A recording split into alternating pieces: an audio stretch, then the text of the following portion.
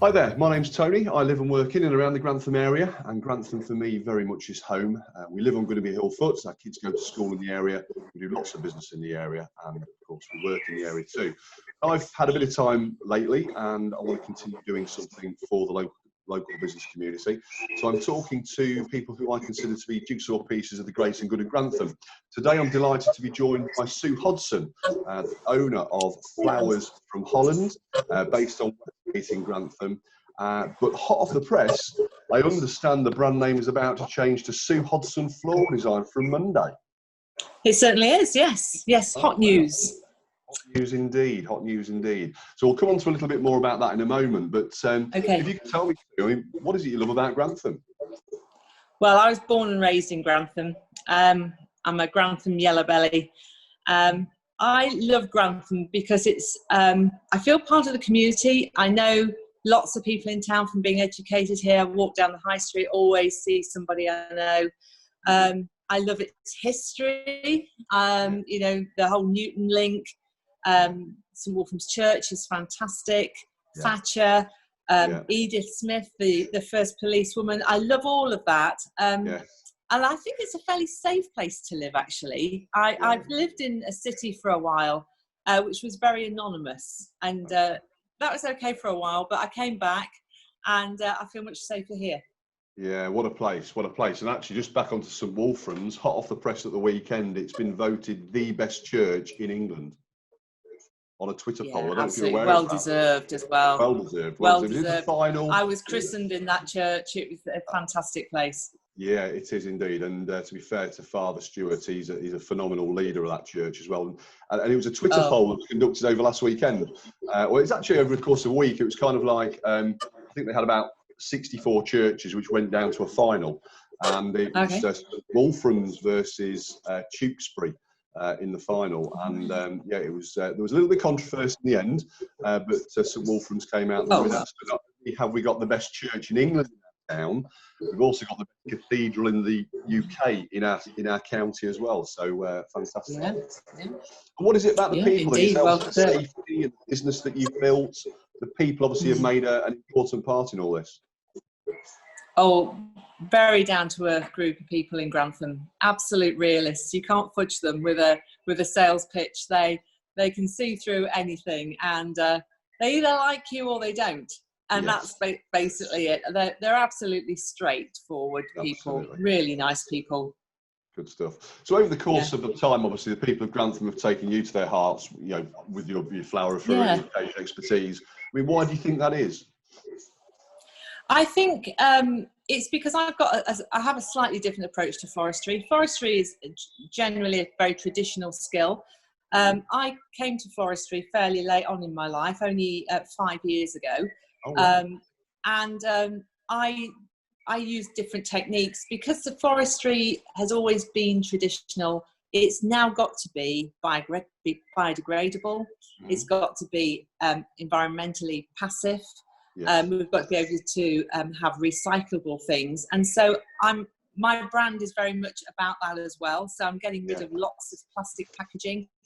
That cellophane that's very traditionally used, not using those things. And so everything is very natural. And I think because I'm new into the game, I looked at it totally differently and said, right, this has got to change a bit. Let's just grasp it and change it. And that's what I've done. Yeah, maybe long-term habits die hard, don't they? And for those who have been in the industry maybe for 10 or 15 or 20 or even more years, maybe it's a big adaptation, whereas you've just sort of took it in your flow as somebody, I suppose, learning the trade, learning the industry, and I suppose trying to be a bit more dynamic and, like you said, customer-focused but friendly about that, and also friendly to the environment. Yeah. I think a lot of the training was always done with traditional methods, and none of that is very biodegradable. You know, the green foam isn't biodegradable and stuff. Whereas I've been trained in a totally different way. I see. So you are more of a florist of the 21st century, maybe one that's... I'd like to think so, yes. Yeah, absolutely. What can you tell me about your family? You mentioned obviously you went to school in the town, so I mean your family must have long connections with the town as well, do they? Yeah, they do. My mum and dad set up funeral directors in town, and they became very, very successful in what they did, the Holland funeral directors. Then my brother became one of the funeral directors in town, and he's still trading today. We are known in town. I can remember my mum and dad setting up when I was a little girl 50 years ago. And so the business has always been there. I never went into the funeral business. It's something I was never interested in. I was always the person that wanted sort of to plough my own furrow. And I went away, and I've had a number of careers, and have come back and done the floristry. That when I was 16 and left school, and my dad said, "Why don't you become a florist and do my funeral flowers?" I didn't want to do that. No. So I'm sure he's probably looking down now going, "Gosh, should have listened to me all those years ago." Yeah, Dad always knows best, doesn't he? Always knows best. Yeah, always. So what is it you'd offer your customers then, Sue? And what would they expect from you in terms of your services and offerings? Okay, so in the last 18 months, I've moved my business very much into British flowers and buying from local producers as well. So I'm supporting the local economy. So for seasonal stuff this time of year, British flowers are just amazing. So I have a couple of suppliers locally that I get those from. You will also get me looking at trends and what's important to people, and the fact that lots of people are drying flowers again and looking for seeds and grasses and very flowing flowers that look very country, I suppose, very natural looking. And I think because we all look at, well, I'm not sure if you do, but a lot of people look at Pinterest, and they'll look at Pinterest and see pictures for their weddings and for their houses and their decor and great bouquets. And that's what they want. And I can do that because my shop will have a range of flowers from British producers and also world producers. I do import quite a lot of my flowers as well. So how has the last 10 weeks or so affected what you do and how you go about your day-to-day business?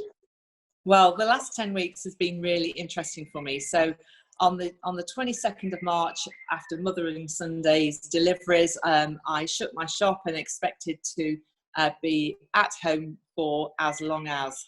And then one of my suppliers who imports from Holland said that he could get flowers for funerals, for funeral work.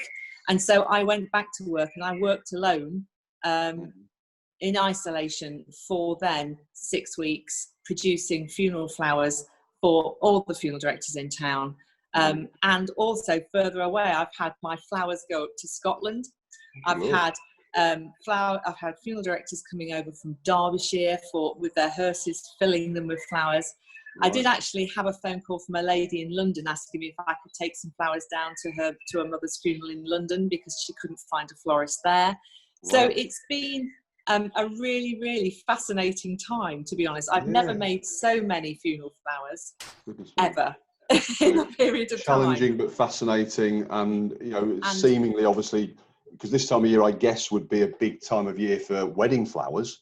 Yes, you've perhaps been able to because fill all the that weddings are not. Yeah, absolutely. Yeah. The weddings aren't happening, and it's been really nice to be able to give families at this time where people couldn't attend funerals, they couldn't do very personal tributes, as in putting things in coffins and that sort of thing often, and seeing their loved ones after they had died.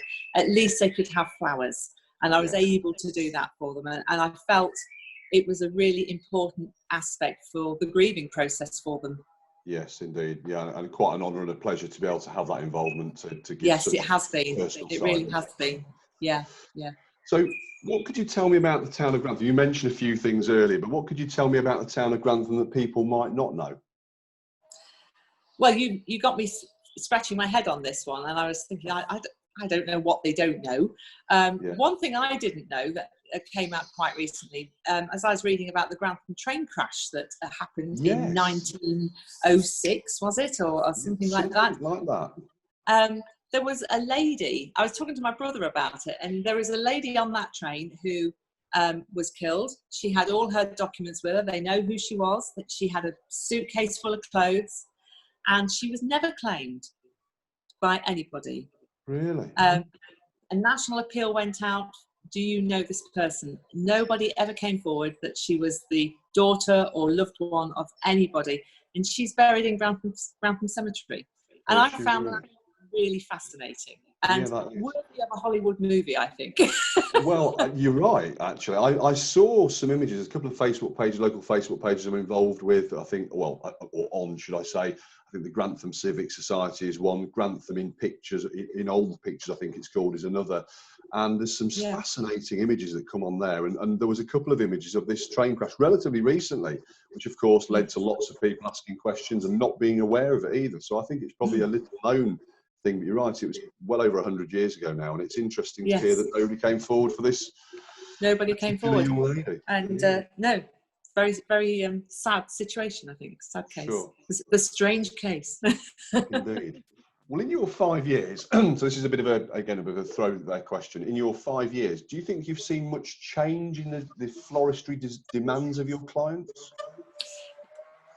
Yes, and then just recently a massive change again. So going back to when my parents had their business, I used to sometimes type up the list of floral tributes for funerals. That was one of my jobs on a Saturday. And quite often there would be a sheet of A4 of everybody's names on there of flowers. And now often there's only one tribute.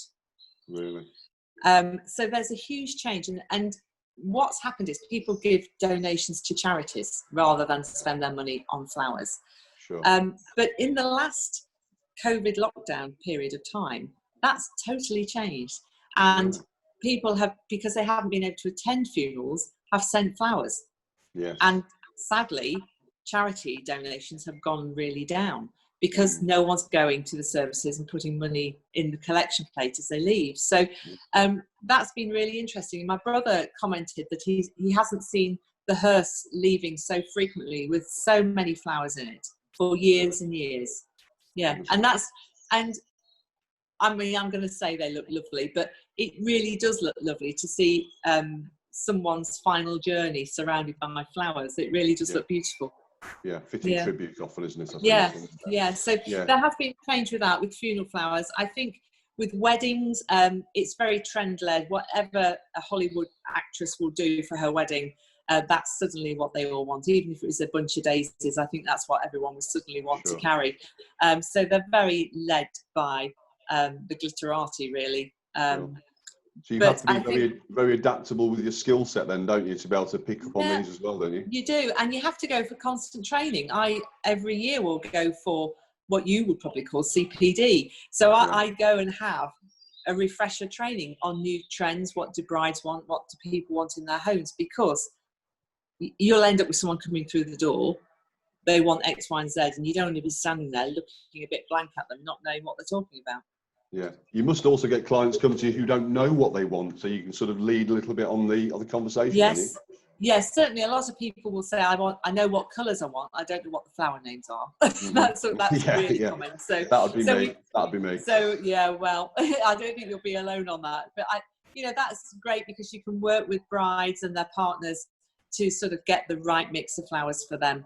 And sometimes, they want flowers that are dyed, dyed different colours, are silk or are freeze dried, whatever. And we can do all of those things. It's just, first of all, working out what it is. And one of the weddings actually that have been postponed was going to be in West Ham colours because that's the groom's, team of choice. Sort of burgundy and blue sort of thing. So you do get some interesting, that's the colour it needs to be. Oh, okay. We had a superhero wedding earlier in the year and it had to be around Marvel comic colours.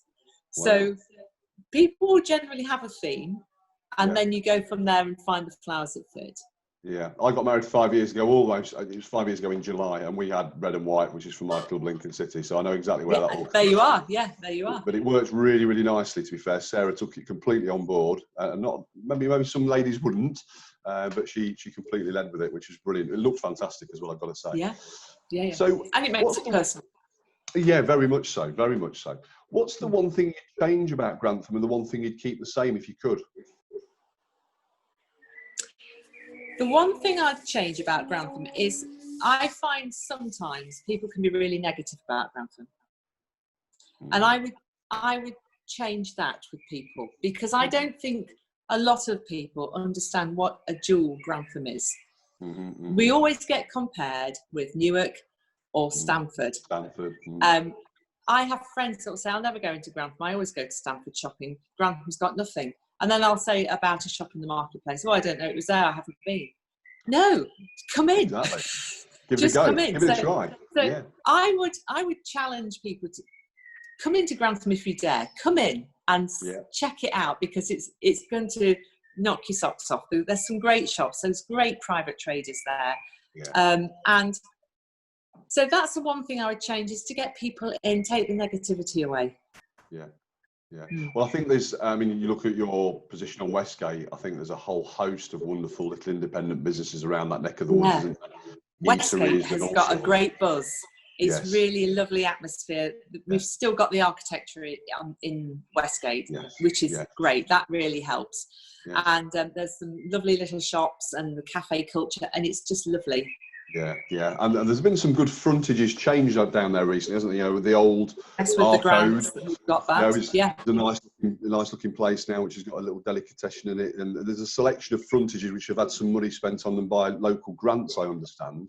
Yes. And some more money coming into the area, I understand as well. So maybe we'll see some further improvements. I understand. So I think there's all sorts of rumours going around. Pedestrianisation and some nice lighting and all sorts of things going on, and with the rebrand we touched on earlier, the frontage of my shop's being renovated over the next couple of weeks as well. So great stuff. Okay, and if you could give me one word to describe Grantham and its people, what would it be? Survivors. Oh, good word. We've not had that in so 25 episodes. I think we're tough. I think we're tough people. And we survive the economics going up and down. You know, we've lost a lot of our industry, and the civil engineering we had in town, that's all gone. But look, somehow people have pulled themselves around. They've managed to retrain, go into different professions. Small independent traders have come up. There's people working from home. And I think people are survivors. We just get on with it. Yeah, I think you've got to, haven't you? You can't always be looking back. You've got to look forward, I think. No, you've got to look forward, yeah, completely. So once this is all over, Sue, you know, we've kind of into a position, I suppose, where normality, whatever that might look like, is sort of resuming. You've done the thing with the family. You know, the business is ticking along nicely. What would a day for you look like in Grantham? Where would you go? Who would you visit? What would you see? So my typical day, I think, would be going to one of the cafes in the marketplace to get my breakfast on the way in, to get myself a latte and a Danish. You got a particular favourite? My favourite is the King's Walk Cafe. Yes. It used to be Bilbo's. I think that's what they call it now. I in my head it's still Bilbo's, but it's the King's Walk Cafe. So I always go there, and then say hello to the other traders that are just setting up. So Lisa from the gift box and the boutique, and have a wave to Glenesk, and Kay's the other lady that opens in the marketplace for the clothing, and the other various people. Just say morning to them as you go in. Great day, you know. Let's hope a few more people today, or busy yesterday, wasn't it? That sort of really nice community spirit, because I think people pick up on that when they come shopping, and I think a great day would be to have that sort of community spirit going on, and get people into town, and then, you know, have the shop open and people coming in. And I think maybe this social distancing is going to last for a long time, and I think we're going to have to learn to work differently, and that's going to bring some challenges and some opportunities as well. And I think those are yet to be discovered. I think things will evolve a lot in the next 6 months. Big fan of Debbie Rogers at the boutique. I've interviewed Debbie Rogers relatively recently about her obviously operating there and how her journey started, and she was very lucky that she got some great support from her mother, and she won't mind telling anybody that. But so what really struck me with Debbie was how she had sort of taken on the traditional clothes shop, but essentially taken it to a Facebook Live crowd. And I've watched a couple of her Facebook Live. It's like some sort of fashion show with. I couldn't believe the numbers of people that were watching, and there's orders flying in all over the place. So fair play to her for. She's very proactive. Yeah, she's really good at it. She's very good. She has a lot of energy. She makes me exhausted talking to her. Yeah. I think sometimes the best ideas are often out there. You've just got to adapt them to your own way of doing things, haven't you? Yeah, absolutely. Yeah. Great. Well, thank you, Sue, for your time today. I've got to say, I've really, really enjoyed myself speaking to you over the last probably 15 or 20 thank you for the opportunity. My pleasure. In my opinion, I think you certainly are a typical example of what a piece of the jigsaw that makes up the great and good of Grantham, with your long connection with the town and obviously long family history of business in the town as well. And I hope things, continue to flourish. That might be a bit of a floral saying, no pun intended. But I hope things continue to flourish for you, obviously for yourself, your family, and also, of course, your business. Thanks very much. Well, it's been a pleasure talking to you.